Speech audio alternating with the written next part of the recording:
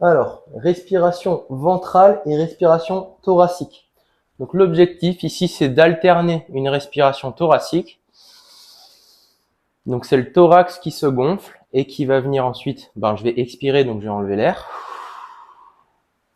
Et ensuite, je vais l'alterner avec une respiration ventrale.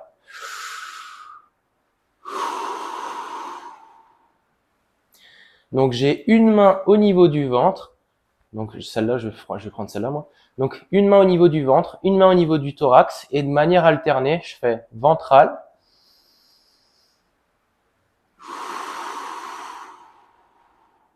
Et ensuite thoracique.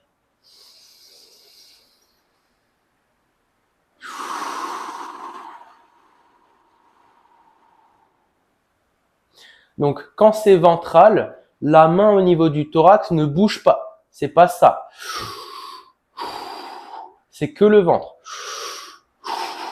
Donc il n'y a que la main au niveau du ventre qui a le droit de bouger. Et quand c'est thoracique, il n'y a que la main au niveau du thorax qui a le droit de bouger.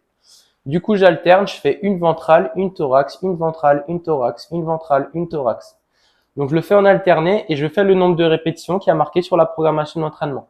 Donc généralement, il y a 10 respirations, donc 5 ventrales et 5 thoraciques en alterné.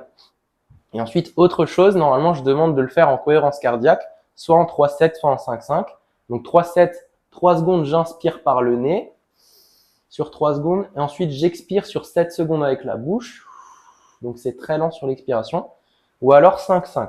5 secondes, j'inspire par le nez. 5 secondes, j'expire par la bouche, par exemple. L'objectif, c'est vraiment de récupérer le contrôle moteur de ta respiration.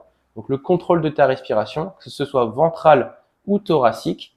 Et le rythme, ton rythme respiratoire. Donc bien respecter les secondes. Donc mettre un métronome ou mettre un timer et suivre ce métronome ou ce timer sur 5-5 ou 3-7. Bien inspirer avec le nez, bien expirer avec la bouche. Et ensuite, on est bon.